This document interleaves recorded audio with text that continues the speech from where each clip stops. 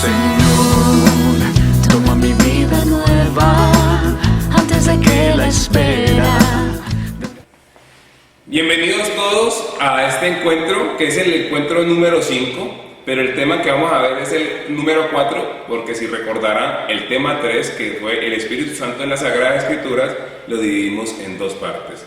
Antes de entrar en materia, quiero invitarlos a que oremos, a que le pidamos al Espíritu Santo que nos regale mucha fortaleza, mucha sabiduría, y que esa fortaleza nos mueva para vencer cualquier obstáculo que se presente, la pereza, el estrés, todas las actividades que ustedes tienen allá en su casa, en su trabajo, en su estudio, y que el Espíritu Santo los mueva a vencer todo eso. Entonces, en un momento de silencio quiero invitarte para que le oremos a Dios. En el nombre del Padre, del Hijo y del Espíritu Santo. Amén.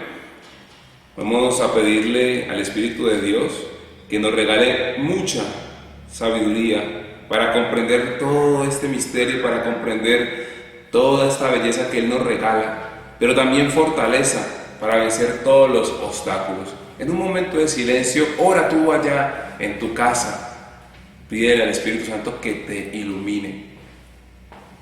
Y quiero invitarte para que en un momento también tomes este texto, Mateo 4, versículos del 1 al 11, que va a ser el texto del primer domingo de Cuaresma, para que también tomes un minuto, pauses esta presentación, lo leas y sigas con el tema. Gloria al Padre, al Hijo y al Espíritu Santo, como era en el principio, ahora y siempre, por los siglos de los siglos. Amén. Y que el Señor nos siga acompañando y bendiciendo en el nombre del Padre, del Hijo y del Espíritu Santo. Amén. Como les iba diciendo, el tema de hoy es el tema número 4, las dos manos del Padre. Pero antes de entrar a mirar, quisiera que hiciéramos un recuento rápidamente. Primer tema, ¿cuál fue el primer tema que miramos? Miramos la neumatología. ¿Qué es la neumatología? Es el estudio del Espíritu Santo, que es la tercera persona de la Santísima Trinidad, y hablábamos que íbamos a estudiar todo el misterio de Dios. Tratábamos de tocar un poquito el misterio de la Santísima Trinidad para decir que es un misterio, no algo que da miedo, sino que es algo tan grande, tan inmenso, que muchas veces no, sino que nos vamos a quedar cortos cuando nos acercamos a ese misterio. O sea que nuestro cerebro no lo va a abarcar todo, por lo cual vamos a necesitar unas ayudas didácticas, pedagógicas, para poder entender este misterio. En el tema número 2, ¿qué mirábamos? Mirábamos los símbolos del Espíritu Santo. Claro, ¿por qué? Porque cuando nos acercamos al misterio a través de la palabra, a través de la liturgia, a través de la tradición, vemos que tenemos dos lenguajes, uno verbal, pero también tenemos un lenguaje no verbal que nos ayuda a descubrir y a saborear mejor estos misterios, este misterio. Y entre esos símbolos encontrábamos unos que eran el agua, el fuego, el aire, y bueno, encontrábamos muchos más, el aceite, y íbamos diciendo que ellos nos referían a la acción de Dios.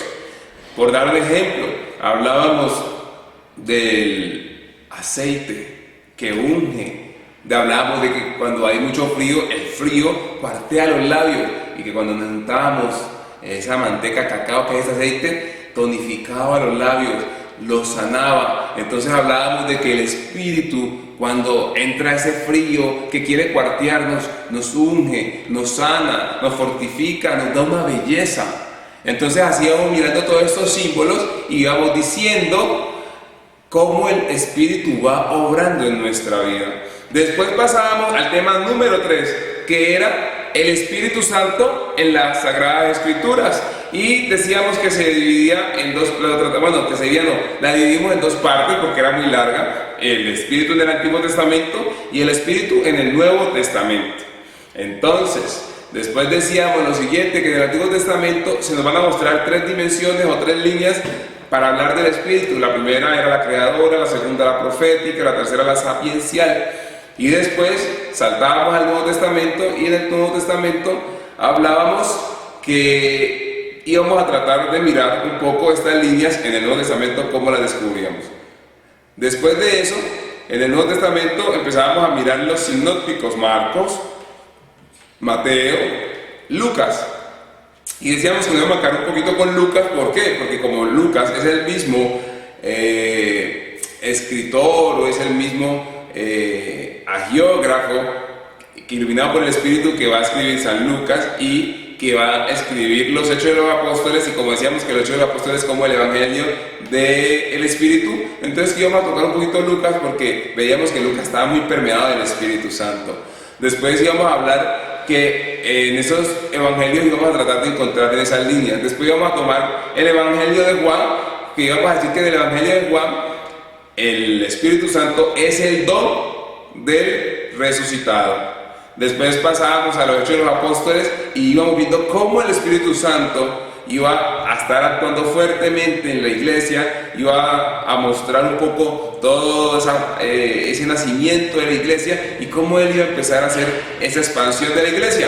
Y después hablábamos rápidamente de todo lo que se puede llamar las cartas de San Pablo o el Corpus Paulino, y mirábamos cómo San Pablo nos habla mucho de que el Espíritu Santo nos da libertad, porque el pecado nos esclaviza, pero el Espíritu Santo nos da esa libertad. Y se nos hablaba de los frutos de la carne, pero los frutos del Espíritu que nos llevan a esa libertad. Y también íbamos a mirar que el Espíritu Santo tiene unos dones para la edificación de la iglesia. Hasta ahí vamos, así en unos 5 minutos. Ese es el resumen de lo que hemos visto, pero ustedes recuerden de ir leyendo, ir maciando e ir profundizando, pero sobre todo, mis queridos hermanos, de ir orando. Miren, este libro es muy importante para ti y para mí. Debemos de comernos este libro y vamos a mirar cómo en el tema de hoy es tan importante, y obvio en el tema pasado porque era el Espíritu Santo, en donde, en las Sagradas Escrituras. Entonces, sigamos.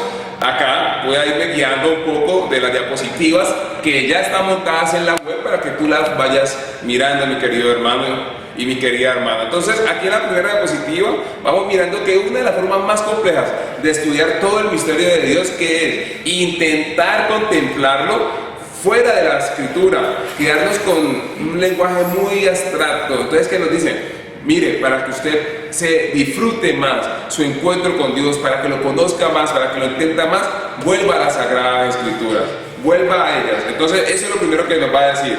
Y también vamos a decir que, sin querer profundizar el misterio de la Santísima Trinidad, vamos a ir viendo cómo la Biblia, cómo va a ir recogiendo unos datos bíblicos, vamos a ir recogiendo unos datos bíblicos que nos van a hablar sobre la acción del Espíritu Santo, pero también la acción de Jesucristo. Entonces vamos a ver cómo se va a unir la neumatología y la cristología. Entonces, esto que estamos viendo ahora hay que grabarlo en la cabeza, pero también en el corazón. ¿Para qué? Para que el próximo semestre o el próximo trimestre que veas cristología, tú digas: ah, ya entiendo lo que Carlos me estaba explicando la vez pasada con las dos manos del Padre, cómo se une la neumatología con la cristología. Y como tú ya eres un experto en griego, ya sabes que neumatología estudia el Espíritu Santo, y si te digo cristología, es el estudio de ¿quién? De Cristo. Estás volando, vamos muy bien. Entonces, el Espíritu prepara la misión de Jesús y Jesús nos confiere el Espíritu. Entonces, aquí vamos a decir que se trata de dos misiones de Dios, las dos misiones del Padre, y que muchas veces hablamos de que el Hijo ha sido enviado por el Padre, pero muchas veces se nos olvida decir también que el Hijo que el Espíritu Santo es enviado por el Padre. Entonces, en realidad vamos a decir que hay dos misiones divinas: la misión del Hijo y la misión de ¿quién? Del Espíritu. Muy bien. Y va a aparecer un gran padre de la iglesia, San Irineo, y él nos va a hablar de esta imagen inspiradora que es la que les he hablado, para decir, o sea, él que va a decir que este tema, ¿cómo lo hemos titulado? Las dos manos del Padre. ¿Quién fue que se inventó eso? ¿Quién fue que lo dijo? San Irineo. Entonces él va a decir, va a afirmar que el Hijo y el Espíritu Santo constituyen las manos del Padre que van a realizar conjuntamente el proyecto del Padre. Y ambas misiones son diversas, ¿pero qué? Pero son complementarias. Y entonces vamos a irlo mirando poco a poco. Podríamos decir, miren, vamos a decir pues que la misión del Hijo va a ser distinta a la misión del Espíritu. Ya lo miramos en la primera clase. Decíamos que el Hijo vino ¿a qué? A redimirnos. Y el Espíritu Santo vino ¿a qué? A santificarnos. Son diferentes, pero son misiones que se complementan. No están no se oponen ni nada, sino que se complementan para el proyecto del Padre, que lo vamos a ver más adelante. ¿Cuál es el proyecto del Padre? El reino de Dios. Recuerden el triangulito que veíamos en una de las diapositivas. El Hijo se hace, mire, vamos a ir mirando rápidamente algunas misiones del Hijo y del Espíritu. El Hijo se hace visible, se encarna, en cambio que el Espíritu Santo no se encarna. El Hijo tiene un nombre, Jesús de Nazaret, en cambio que el Espíritu Santo no tiene nombre, sino que lo vemos a través de ¿qué? De los símbolos, como lo decíamos ahora, el viento, el agua, el aceite. Y decíamos que, bueno, aquí vuelvo a repetir, recuerden, el Hijo se encarna en un momento clave de la historia. Por eso nosotros decimos antes de Cristo y después de Cristo. En cambio que el Espíritu Santo no se encarna en nadie, sino que Él siempre va acompañando y va moviendo a las personas, a los grupos y a las comunidades, y va generando en todas las personas unos efectos. Por eso hablamos de los frutos del Espíritu Santo. Entonces también después vamos a decir que el Hijo es revelado como palabra, y vamos a decir que el Espíritu Santo en cambio no tiene palabra, sino que Él va a recordar la palabra del Hijo. El Hijo nació de María Virgen, el Espíritu Santo es el que hace posible que este Hijo se encarne en la Virgen María. Dice que Jesús pasó haciendo el bien, pero el Espíritu Santo es el que movía el Espíritu Santo, el Espíritu Santo era el que movía a Jesús para que hiciera el bien.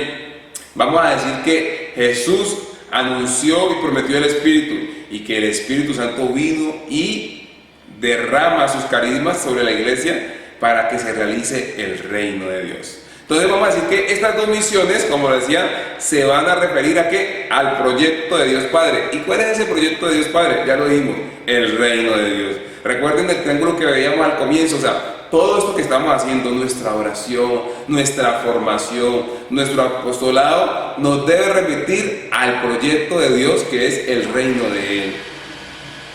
Entonces allí vamos a encontrar unas diapositivas que nos van a decir cómo vamos a ir encontrando esa misión salvífica, tanto del Espíritu como de nuestro Señor Jesucristo, y que se complementan.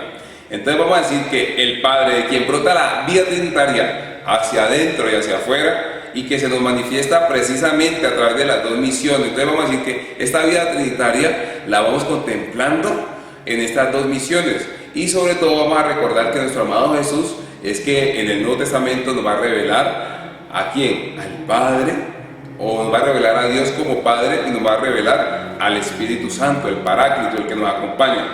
Entonces de aquí vamos a deducir y vamos a decir que una cristología no se puede hacer al margen de la neumatología. ¿Cómo así? No podemos hablar por acá de una cristología y por acá de una neumatología, no las podemos separar, tenemos que irlas viendo en conjunto. Entonces por allá va a aparecer, en las diapositivas se van a encontrar un nombre, Congar, Yves Congar. Este tipo es uno de los teólogos que más ha hablado del Espíritu Santo. Tiene un libro sobre el Espíritu Santo hermosísimo, una cosa inmensa, pero un hombre que ha sido inspirado. Y entonces él nos va a decir repetidamente que toda cristología es neumatológica, o sea, que todo lo de Jesús refiere al Espíritu, y que toda neumatología es cristológica, o sea, que toda neumatología nos refiere a Cristo. O sea, recuerden, el Espíritu de Cristo, y Cristo actúa como Espíritu. ¿Cómo diríamos eso? Que donde está el Hijo está el Espíritu, y que donde está el Espíritu está Cristo. Que cuando bebemos de Cristo bebemos del Espíritu, y que cuando bebemos del Espíritu bebemos de Cristo. Eso lo vamos a ir desarrollando con el tiempo.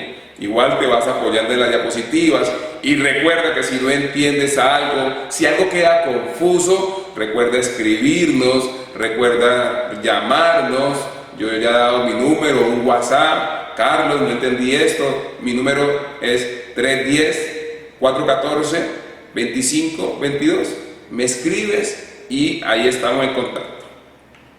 No se identifica Cristo, miren lo que dice aquí, no se identifican Cristo y el Espíritu, el Kyrios y el Neuma. Entonces, ¿qué vamos a decir? No es que nos vamos a poner a identificar dónde aparece Cristo y el Espíritu, sino que lo que tenemos que tratar de ir viendo es que siempre van a trabajar en conjunto, actúan conjuntamente. Entonces, la misión del Espíritu Santo, recuerden que no es autónoma, sino que se orienta a Cristo. Entonces dice que el Espíritu Santo, el Paráclito o el otro Paráclito, que tiene la misión de recordar y actualizar lo que Cristo ha dicho. Recuerden que en San Juan se nos va a decir, o sea, que el Espíritu Santo vino es a recordar y actualizar todo lo que Jesucristo nos ha enseñado. Después vamos a decir que esto es muy interesante para que lo tengamos presente. No es que, porque muchas veces la gente puede decir, entonces estamos en la era del Espíritu Santo. Estamos en la era de Dios. Pero como ahora se habla tanto del Espíritu, sí, pero no lo separemos, porque ha sido una de las tentaciones que ha habido a través de la iglesia. Y aparece por allí alguien que pretendió en el siglo XII, Joaquín de Fior, nació en el año 1135 y 1202, un monje que afirmó pues que había una era del Padre, había una era del Hijo y había una era del Espíritu. ¿Y eso por qué pasa? Recuerden lo que mirábamos en uno de los temas, que era recuerden cuando mirábamos el tema sobre la Trinidad inmanente y la Trinidad trascendente. La Trinidad siempre ha estado desde la eternidad.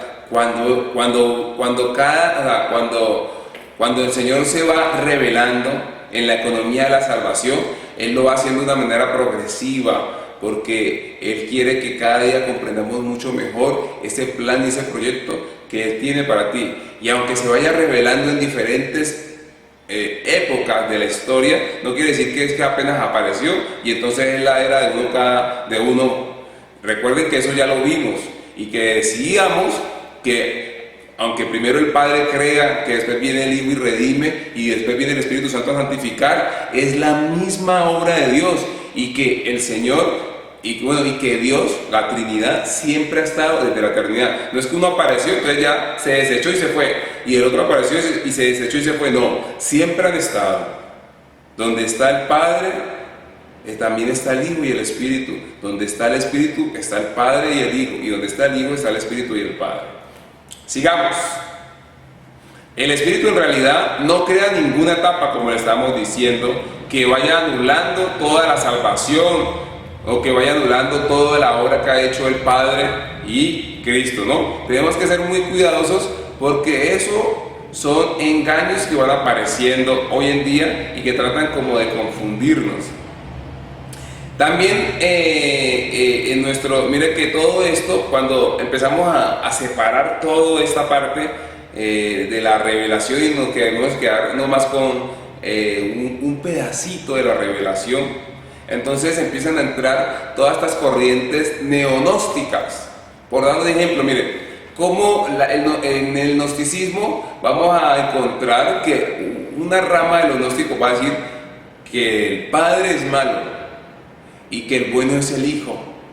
Entonces, cuando usted empieza a leer el Antiguo Testamento sin un buen fundamento, usted empieza a hacer unas malas interpretaciones de la palabra. Entonces, hay personas que dicen que el Padre es malo. Cuando usted a alguien le hable así, sépalo que es un gnóstico. Y usted tiene que decirle, pilas, que eso es gnosticismo, no te puedes dejar lavar el cerebro. Y así vamos encontrando que se nos va metiendo en la nueva era, unos pentecostalismos muy fuertes y muy raros. Hoy en día, por estos medios, nos envían cosas como esta. Ayer leía una. Manda este mensaje, que estos son los 7 arcángeles de Dios. Si lo envías vas a encontrar cosas grandes, maravillosas. Entonces empiezan a mostrar una imagen de Dios que no es. Cuidado con ponerte y prestarte para enviar cadenas que lo que hacen es mostrar y desfigurar el rostro de Dios. Muchas veces uno puede pensar, pero una cadena es una bobada. Y entonces lo que hacen es meterte miedo. Si no envías este mensaje te va a ir mal. O eso, no. Corte eso, porque muestran un Dios que no es. ¿Listo? Sigamos por acá. Entonces era un paréntesis cómo se puede aplicar todo esto que estamos viendo. Entonces esa es una tentación que hemos tenido, espiritualizar todo. Pero también hay una tentación, olvidar al Espíritu. Y esto es como caer siempre vamos al extremo. Entonces estamos en un extremo donde olvidamos a Jesucristo y nos quedamos solamente con la acción del Espíritu y olvidamos a Cristo. Pero también está el otro extremo, que olvidamos al Espíritu y nos quedamos solamente con Cristo y nos quedamos con un Cristo muy terrenal. Entonces también tenemos que luchar por eso, porque cuando nos olvidemos de todo el misterio completo, podemos mirar nuestra mirada puede estar errónea y tener una idea de eclesiología rara, o sea, vamos a tener una iglesia rara, cuando muchas veces la gente te dice, pues yo creo en Dios, pero no necesito ir a la iglesia. Todo eso se nos va metiendo desde aquí, cuando yo voy anulando al Padre, cuando voy anulando al Hijo, cuando voy anulando al Espíritu Santo.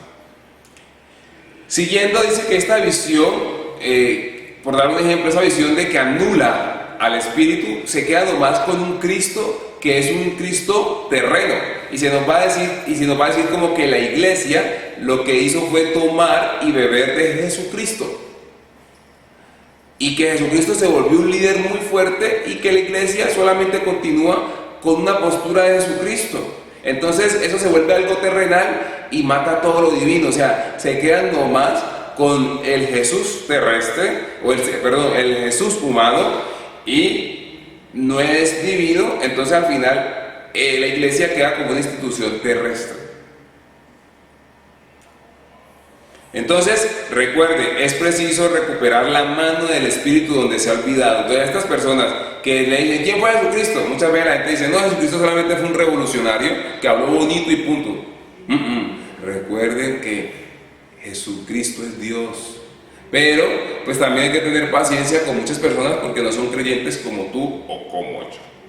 Entonces, también vamos a ir mirando rápidamente, o sea, como en estos momentos estamos mirando cómo se combina la neumatología con la cristología. Pero recuerden que el tema que estamos viendo es neumatología. Entonces vamos a ir mirando rápidamente la manera como el Espíritu va entrando en la vida de la iglesia, en la vida de la revelación, en la historia. Una primera irrupción del Espíritu Santo, ya la hemos hablado, es en donde, en la encarnación. Lucas 1:35, vemos cómo Jesús es concebido en María por obra y gracia de ¿quién? Del Espíritu Santo. Otra irrupción, cuando Jesús está en el Jordán y viene el Espíritu Santo en el bautismo de Jesús, ungido como Mesías y Cristo de Dios. Y también vemos cómo Jesús comienza su misión lleno del Espíritu Santo y cómo es ungido para ir a proclamar y anunciar la buena nueva ¿a quién? A los pobres. También vamos a ver que toda la vida de Jesús está marcada por la presencia del Espíritu, ¿no? Que todo lo que Jesús hacía expulsaba demonios por gracia del Espíritu, que su oración era por el Espíritu. Recordemos en una de las tantas oraciones de Jesús, cuando Jesús, lleno del Espíritu Santo, dice: Señor, te alabo, te bendigo y te doy gracias porque todas estas cosas se las han revelado a la gente sencilla. Ya lo mirábamos la otra vez y decíamos que el Espíritu Santo también, así como movía a Jesús, nos movía a nosotros con sencillez para alabarlo, para glorificarlo. Y decíamos algo muy bonito e interesante, que el Espíritu Santo nos da humildad. Recuerden lo que dice Jesús: aprendan de mí que soy manso y humilde de corazón. Entonces muchas veces cuando vamos en el camino decimos: es que a mí me lo enseñaron así. Claro, a ti te lo enseñaron así, pero pide al Espíritu Santo que te dé la sabiduría y la humildad para mirar otra manera como te está mostrando hacer las cosas de una manera santamente y bien. También vamos encontrando que es a partir de la resurrección donde el Espíritu realiza su obra cumbre con respecto a Jesús, devolverle una vida nueva, penetrándolo de gloria y poder hasta hacer de él un nuevo Adán vivificante y poseedor del Espíritu. Entonces, hay pues una misteriosa y continua relación entre Jesús y el Espíritu que refleja las dimensiones profundas de la vida trinitaria. Y será a partir de la Pascua cuando Jesús derrame su Espíritu sobre los que crean en él. Recuerden este texto tan hermoso, que los que pudieron venir al encuentro presencial lo veíamos, como que después de Jesús ser glorificado y que sube al cielo llevando nuestra humanidad, es que viene el Espíritu Santo para que sea derramado sobre nosotros. Entonces de ahí se deduce, como hemos enseñado y señalado ya, que la cristología ha de ser neumática, ha de ser penetrada por el Espíritu, y que la neumatología debe ser cristocéntrica. Sin neumatología se corre el riesgo tanto de una cristología conservadora que muestra a Jesús solamente como un simple rabino. Entonces tenemos que ser cuidadosos de no reducir nuestra fe a lo que supuestamente nosotros hemos escuchado de cualquier persona por allí. Por eso muchas veces usted va a encontrar en la televisión canales excelentes, buenos, que van a mostrar a un Jesús que no es, que van a mostrar la acción del Espíritu Santo que no es. Por eso te invito a que te enamores de este libro, a que comas de este libro. Por eso te decía al principio, cuando empezábamos este caminar, que uno de los errores o uno de los peligros que hemos tenido es hablar de Jesucristo sin tener en cuenta nuestra palabra, la palabra de Dios. Entonces es necesaria la presencia del Espíritu, que recuerde lo que Jesús ha dicho, que nos actualice la palabra de Dios, nos dé testimonio interior de su persona, nos enseñe a orar con gemidos inenarrables, nos haga llegar a la verdad integral sobre Jesús, el Cristo, nos comunique su vida como la vid comunica la sal a su sarmiento, nos haga sus discípulos, esté con nosotros siempre y nos dé fuerza frente al mal.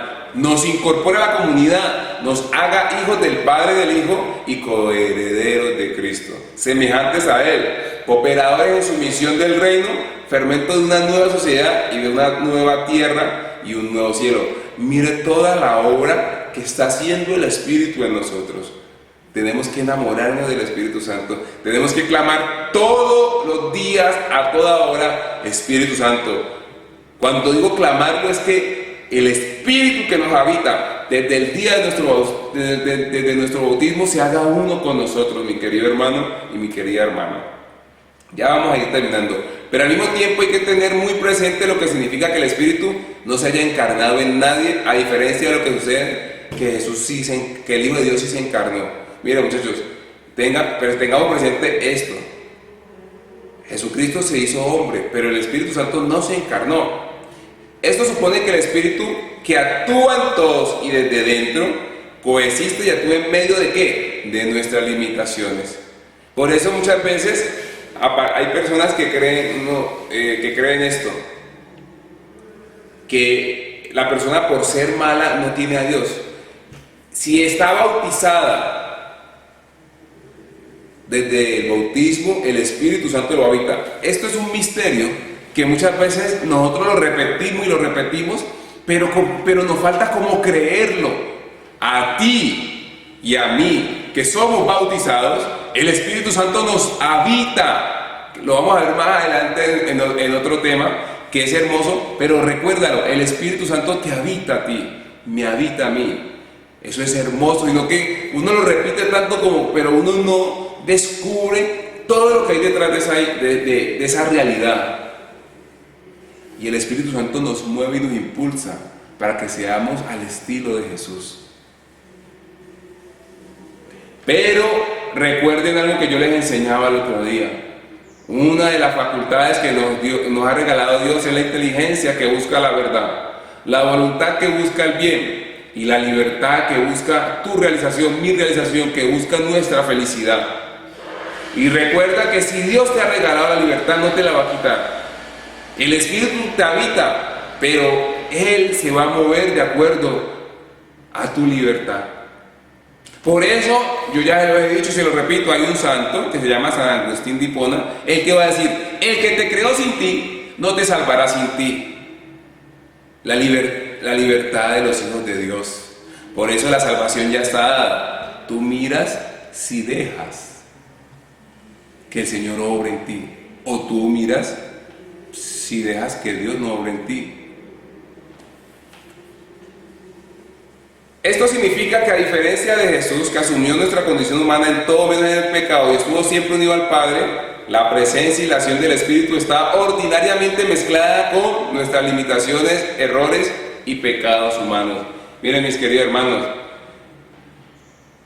necesitamos ser hombres de oración, mujeres de oración, para que el Espíritu Santo obre fuertemente en nosotros y nosotros podamos tener la sabiduría y la fuerza para orar de acuerdo con el proyecto que Dios tiene para ti y para mí. Entonces, la presencia del Espíritu en la iglesia, de la que hablaremos luego extensamente, no garantiza que los miembros de la comunidad cristiana, ni siquiera la jerarquía, sean pues transparencia de la santidad del Espíritu, sino que de ordinario la santidad del Espíritu queda oscurecida y apeada por los pecados humanos de los bautizados. Ese es uno de los problemas que tenemos hoy en día. Vamos a poner un ejemplo. Muchas veces un seminarista o un sacerdote o un obispo comete un error, comete un pecado y la gente va a decir, pero si ese es el ministro de Dios, es el hombre de Dios, a él lo habita el Espíritu. ¿Qué pasó allí? La libertad de los hijos de Dios. Él llegó un momento que se olvidó de que el Espíritu lo habitaba, llegó la tentación y cayó la voz del Espíritu, cayó, silenció, opacó, quitó la acción del Espíritu Santo y dejó irse solamente por la tentación. Y al dejarse ir por la tentación, no se va a ver la acción del Espíritu, sino la acción del mal. Por eso hay tanto escándalo.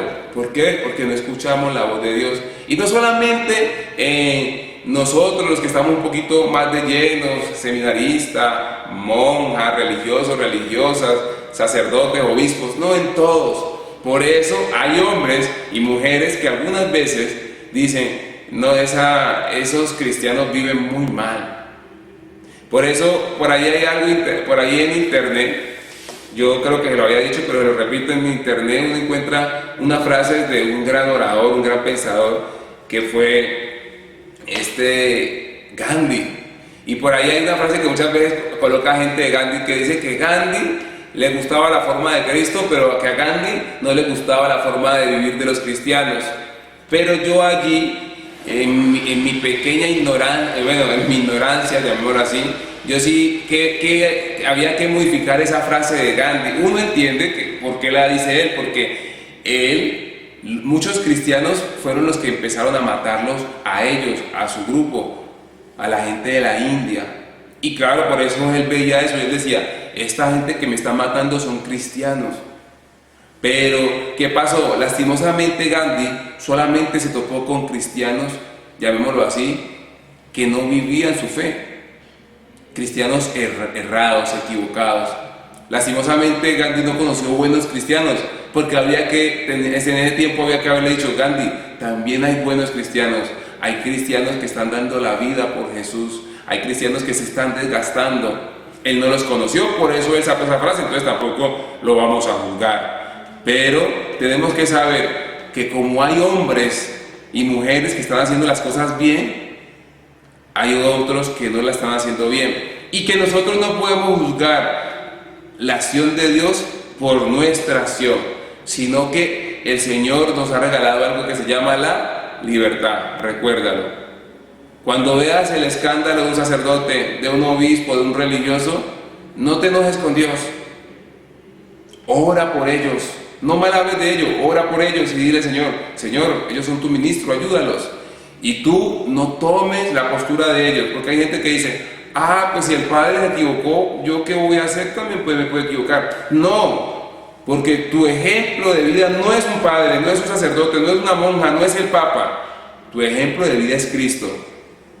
A Él es el que debes de seguir, porque nosotros los humanos podemos caernos. Hay grandes humanos que han logrado vivir como Cristo. Por eso muchas veces los miramos como referentes para decir que sí pudieron caminar como se los propuso Cristo. Pero nuestra mirada solamente debe estar en Cristo. Bueno, mi querido hermano y mi querida hermana, me alegró haberte compartido este tema. Que el Señor te continúe bendiciendo, que el Señor te continúe acompañando. Te invito para que cerremos con una pequeña oración en nombre del Padre, del Hijo y del Espíritu Santo. Amén. Y pidámosle al Espíritu Santo, al Espíritu de Dios, que nos haga hombres y mujeres de Cristo, convencidos y movidos por Él, para que hagamos la voluntad de Dios, para que sigamos creando reino de Dios aquí en la tierra.